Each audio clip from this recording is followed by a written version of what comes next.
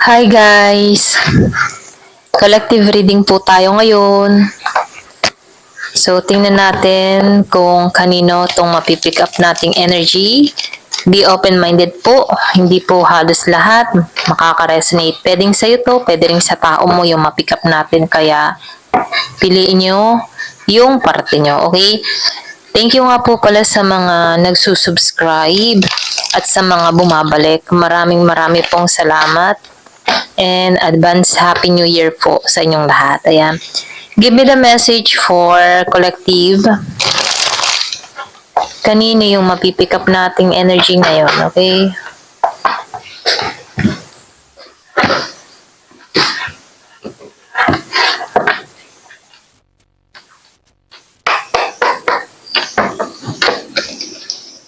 Judgment, okay? Lumabas ang judgment, ano?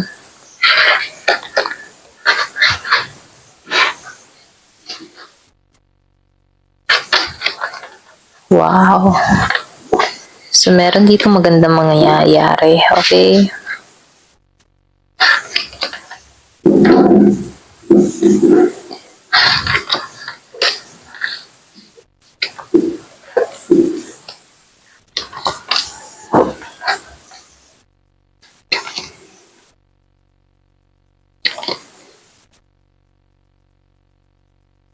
So, nakikitaan ko dito, no? Meron ditong Aries, Leo, Sagittarius. Merong Virgo, Capricorn, Taurus. Meron Gemini, Aquarius, and Libra, and Scorpio, Cancer, and Pisces. Halos lahat andito, no? So, nafe-feel ko dito, meron ditong ginising, okay? Or pwede rin sabihin, bigla kang naliwanagan, meron nagbigay ng kaliwanagan sa iyong sitwasyon, okay? Kung ano man yung kinakaharap mo, para kang ginising, ano? Kung ano man yung mga problema na dumating sa'yo, ano? May mga dahilan kung bakit naranasan mo yan, pero temporary yan, ano? Kumbaga, pwedeng yan ay para mag-grow ka, or pwede rin sabihin, meron siyang mas malalim na dahilan kung bakit naranasan mo yan, okay? So, nafe-feel ko dito, ginagabayan ka dito sa mga landas na tinatahak mo. Iniingatan ka dito, okay? Kung ano man yung mga direksyon na ginagalawan mo, papapasya mo, iniingatan ka dito, okay?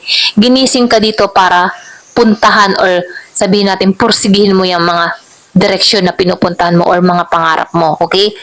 So, nafe-feel ko dito yung iba sa inyo, meron ditong pag-angat or meron pagkilala na mangyayari o magaganap sa'yo, okay? Kung ano man yung mga decision mo, kung ano man yung mga tinatrabaho mo, kung ano man yung mga ginagawa mo, merong pagkilala na magaganap sa'yo, okay? So, nafe-feel ko dito, yung iba sa inyo, kung single ka, no, pwede rin sabihin sa year 2025, mapapansin ka, ma-attract ka dito, okay? So, nakikitaan ko dito, maraming makakakilala sa'yo or pwede rin sabihin na maraming magkakaroon ng interest sa'yo, okay? Ito rin nakikita ko, no? Especially kay Aries, Leo, Sagittarius. So, nafe-feel ko dito yung iba sa inyo, meron ditong pagkikitang muli, okay? Or pwede rin sabihin kung nasa LDR situation ka, or pwede rin sabihin mga kaanak na nasa malayo, may pagkikitang muli, okay? So, nakikitaan ko dito yung celebration, or pwede rin sabihin na meron ditong reunion, family reunion, or pwede rin sabihin na mga classmate, okay, reunion, ng mga kaibigan, dating kaibigan, okay, na nagbalikan. So, nafe-feel ko dito yung reunion, pagkikitang muli, okay? So, nakikita ko rin dito yung iba naman sa inyo, medyo nai-stress ka okay pagdating sa pera. Kumaga, nahihirapan ka sa sitwasyon mo. Pwede rin sabihin na scam ka or pwede rin sabihin na merong nawala sa yung pera kung bakit hindi ka makatulog dito. Okay? Kumbaga, meron kang problemang kinakaharap dito na kung saan pagdating sa pera yung problema. Okay? So, sinasabihan ka dito, no? Ginigising ka dito, okay? Kumbaga sinasabihan ka dito, think positive, okay? Kahit merong nawala sa'yo, kung ano man yung nawala sa'yo, nagpapa-stress, yan, pasensya na, utala naman ako, no? Nagpapa-stress sa kalooban mo, sinasabihan ka dito, think positive, okay? Matatapos din lahat ng mga problema mo. Dumarating talaga ang problema sa buhay ng tao, pero hindi naman yan panghabang buhay. Kumbaga, sabihin natin pagsubok lamang yan, kung gaano ka katatag, or pwede rin sabihin, pagsubok lamang yan kung paano ka pinatatatag ng panahon, okay? So nakikitaan ko rin dito, matatanggalan mo to, okay? Malalampasan mo tong mga pagsubok na to. Kasi matalino ka eh, okay? Or pwede rin sabihin, bibigyan ka ng talino dito, okay? Sa pagpapasya na gagawin mo. Kasi nakikitaan ko dito, magkakaroon ka ng pagpapasya na kung saan no, meron kang tatahakin dito. Kumbaga itong mga problema na dumating sa'yo ay temporary, okay? Hindi naman to pang matagalan. Kumbaga, no? Kumbaga nakikitaan ko dito, papasok yung transformation sa'yo. Pwede rin sabihin, papasok yung bagong pananaw sa'yo, okay? Bagong pag-uugali. Or pwede rin sabihin, meron kang mga desisyon na gagawin para sa sarili mo. Kasi may mga nawala sa'yo eh. Kumbaga, bibigyan ka muli ng panibagong pag-asa dito, okay?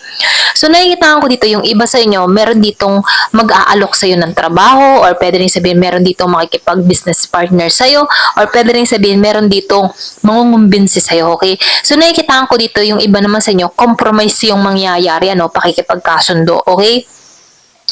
So, nafe-feel ko din dito, meron dito magbibigay ng tulong dun sa iba, okay? Meron dito mag-aalok ng trabaho. Yung sinabi ko nga kanina, may magbibigay ng tulong, okay? Kung ano man yung mga nawala sa'yo, mapapalitan niya ng saya, okay? Meron ditong oportunidad na parating sa'yo na kung saan hindi mo aakalain na darating to sa buhay mo, okay?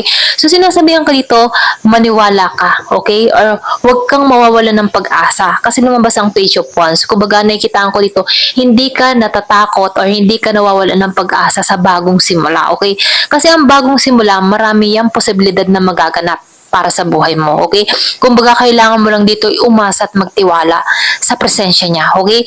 Kumbaga, sinasabihan ka dito, pwedeng ginigising ka dito, na ito na yung time para manalig ka o manalangin ka, or pwede rin sabihin, ito na yung time para magtiwala ka sa proseso niya, okay? Kasi nakikita ko dito, may nawala eh. Pwede rin sabihin, meron ditong na-scam or meron kang ininvestan na pera pero hindi lumago, okay? May nawala. Pero ganun pa man, tinuturuan ka dito, no? Na lumapit at manalig ka at huwag kang mawawalan ng pag-asa, okay? Ito lang yung nakikita ko, no?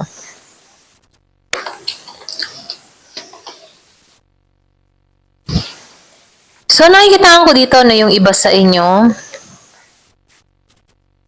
meron kang tao dito, no? Alam mo yung tipo na meron kang tao dito na minahal, or pwede rin sabihin family member, or pwede rin sabihin na kapartner, no, na ng ibang bansa, okay?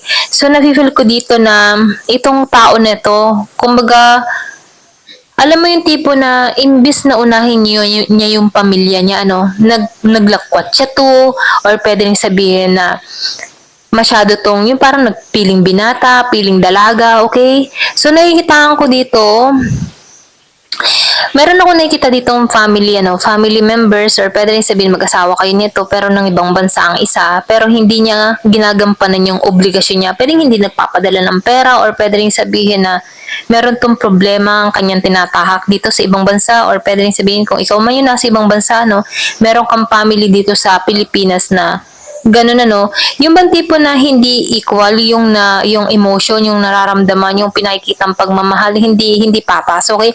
Yung isa dito nakikitaan ko dito na over yung pagmamahal niya, yung suporta niya sa pamilya niya andun, pero hindi balanse, okay? Kumbaga nakikitaan ko dito na meron ka ditong tao na selfish, okay, sarili niya lang yung iniisip niya. Kumbaga nakikita ko dito, binibigyan mo to ng pera, or binibigyan mo to or pinapadalhan mo to, pero nakikita ko dito na hindi balanse, okay, hindi balanse. Ito rin ang feel ko, no?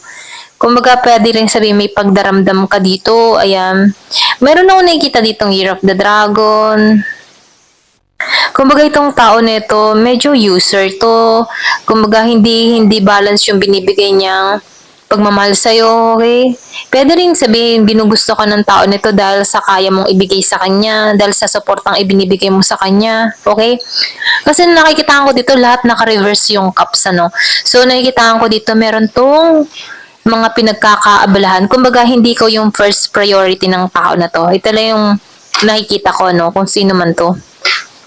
Pwedeng nararamdaman mo na rin to, or pwede rin sabing radar mo na rin to, na parang may nagbabago sa tao mo, parang hindi na siya katulad nung dati, okay? Ito rin nakikita ko dito, no? Pwede rin sabihin dahilan ng distance sa inyong dalawa, ayan.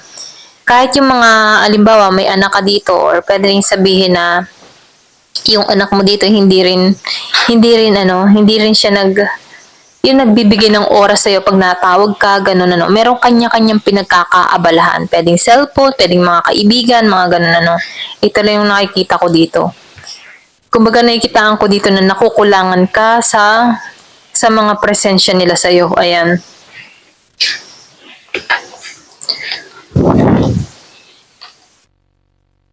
So, nakikitaan ko dito, no? Pwedeng yung iba sa inyo, meron kang nalalaman dito sa tao mo. Ayan. Kasi nakikitaan ko dito na meron nag-i-stalk or pwede rin inaalam mo kung ano nangyayari dito sa tao mo, okay? Andun yung emotion, andun yung lalim ng nararamdaman mo. May panlilin lang, okay? Hindi ko alam kung kanino to, no? So, kung kanino tong energy na nakikita ko, no? May pandiling lang na ginagawa dito, okay? Yung emotion, yung nararamdaman dito, kumbaga, bigay ka ng bigay ng iyong suporta, bigay ka ng oras mo, panahon mo, pero hindi balanse, okay? So, meron ditong lihim, nakapaloob na lihim. Pwedeng yung iba sa inyo, merong kang tao dito na merong, alam mo yung tipo na meron siyang iba, okay? So, malakas yung Scorpio. Ito rin nafe-feel ko, no? Malakas din yung Taurus, Pisces. So, ito lang yung nafe-feel ko dito. Malakas din ng Aries, okay? So, nakikita ko dito, merong dahilan kung bakit medyo naglalaylo tong kapartner niya dito. Ito lang yung nakikita ko kasi dahil sa distance, malayo sa bawat isa, na sa ibang bansa yung isa, okay? Kung sino man yung nagluloko dito, meron tong mga dirty little secret or mga lihim, ganyan, kung bakit nagkakaganito. Pero nakikitaan ko dito, meron ditong nagdadasal, nananalig. Malakas yung intuition ng tao na to. Kutob niya na yung kanyang tao o yung kanyang kapera dito ay merong kalukuhang ginagawa. Kutob niya to, okay? Malakas yung kutob niya, ganyan. Ito lang yung nakikita ko. So, piliin nyo, no? Hindi halos lahat, makaresonate, kaya kung kanino man to, no? So, hindi to nagpapadala ng pera, yung iba sa inyo, walang oras, panahon. Para kang naninibago sa tao mo. Bakit ganun nangyayari na dito sa tao ko? Bakit ganun yung ginagawa niya sa akin? Ganun, okay? Meron pang mga lihim. Meron ako nakikita ditong year of the dog, year of the horse, year of the dragon, okay? So, piliin niyo yung part nyo, ha? Ito lang yung nakikita ko. Give it a message. Ano pa yung mensahe dito? Yun yung mahirap, ano, yung nasa ibang bansa ka, tapos nagpapadala ka, tapos yung kapartner mo, merong iba na, ganun, okay? Or kung ikaw naman yung nasa Pilipinas, yung partner mo ng ibang bansa, pagdating sa ibang bansa, feeling single at feeling dalaga. Ganun, okay? Dalaga, binata, ganyan. So, hindi patas, ano? Kumbaga, kaya nga ng ibang bansa para sa pamilya, pero iba na pala ang pinapamilya. Ganun, okay? So, pray lang, okay, manalig ka, nabigyan ka ng lakas ng loob, tapang, okay, sa sitwasyong kinakaharap mo. Malalampasan mo to. Kumbaga yan ay pagsubok talagang ang bawat pamilya sinusubok. Kasi diyan yan pumapasok yung tukso kung gaano katatag yung inyong pagtitiwala sa bawat isa. Diyan tinutukso ang yung mga family, okay? Yung magpapamilya. Okay? Kaya kailangan paglabanan yung tukso. Pero kapag ang isa ay mahina at marupok, dun papasok talaga yung pagkakawatak-watak. At yun yung gusto ng mga kalaban. Okay? Ayan. So, meron ditong death. So, the relationship is over. So, meron ditong naghiwalay, ano? Kasi meron natuklasan. Ito na yung nakikita ko, no? Meron itong mga nilihim sa'yo na talagang wala nang second chance. Galit ka. Ganyan. Parang ang tingin mo dito sa tao na to, patay na, ganun. Patay na siya para sa buhay ko, patay na siya para sa akin, ganun, okay? Kung sino man to, no? So, nakikitaan ko dito, mas pinipili mo ngayon lumago, mag-transform, or pwede rin sabihin, binabago mo yung sarili mo, nagiging kang matigas, okay? Kasi nakikitaan ko dito, ikaw, kung sino ka man, ano, nakikitaan ko dito, over yung pagmamahal mo sa tao na to, na sinagad ka, ganyan. So, meron dito, nakakaalala, okay? Kumbaga, namimiss, gusto ng panibagong memories, or meron tumitingin sa larawan, okay? Kung sino man to, yung mga masasayang sandali, ninyong dalawa, na magkasama kayo, pwedeng meron kayong picture na gano'n, okay? So, nakikita ko rin dito, yung iba sa inyo, nagiging happily single na lang, okay? Kumbaga, iniiwan mo na yung moment na gano'n, yung mga masasakit, andito ka na sa pagbabago. Binabago mo na yung sarili mo, okay? So, So nakikitaan ko dito, no, meron ditong soul connection na parating na pwedeng humantong sa kasalan doon sa iba. So nakikitaan ko dito, meron ding separation. Pwedeng kasal kayo ng tao nito kasi ito yung nafe-feel ko, no. Mag-partner, may family na. May family na kayo ng tao nito. Na kung saan nagkaroon kayo ng separation dito, okay? Pwedeng nangyari na to or pwedeng sabihin ngayon pa lang, sariwa pa lang, okay? So meron lang ako nakikita dito nagkaroon ng hiwalayan, ganyan ano. Pero nakikita ko dito na itong tao nito, iniisip ka nito, okay? Miss ka nito. Ito rin nakikita ko, iniisip ka nito, miss ka nito, nalulungkot din to, okay, sa mga nangyari. Or pwede rin sabihin, kinalungkot mo to, okay? Pwedeng kasal kayo ng tao nito. So, nakikita ko dito yung iba sa inyo may pagkikitang muli, okay? So, nakikita ko dito may pagkikita. Andun pa rin yung affection, ano? So, nakikita ko dito, pwedeng bumawi to sa'yo, okay? Pwedeng bumawi siya dito. Kumbaga, kasi nakikita ko dito, ikaw lang yung give ng give. So, ngayon, itong tao nito, gusto niya nang tumbasin yung pagbibigay mo ng pagmamahal. Kaya lang, tanong dito, pwedeng ikaw nagbago na yung nararamdaman mo, okay? So, gusto nitong hilumin yung puso, okay? Kumbaga, nakikitaan ko dito na inabuso yung relasyon ninyo eh. Ito lang nakikita ko. So, meron ditong gustong ayusin, gustong i-heal yung connection, gusto nitong hilumin yung puso mo, gusto nitong tanggalin yung galit mo sa puso mo, ganyan. Gusto nitong puntahan ka dito. So, ito rin nakikita ko, pwedeng gustong ayusin tong connection nyo. Ayan. So, piliin nyo na lamang ano, pwede rin sabihin magbabalik na. Yung iba kasi nasa ibang bansa eh, pwedeng magbalik to or pwede rin balikan ka nito, ayusin ka, pakasalan ka, ganyan. Ayaw na nito ng hiwalayan, okay? Kasi pinaramdam mo dito sa tao na to na iba ka na, ganyan, okay? So, piliin nyo yung part nyo, no? Ayan. Thank you for watching. Love and peace.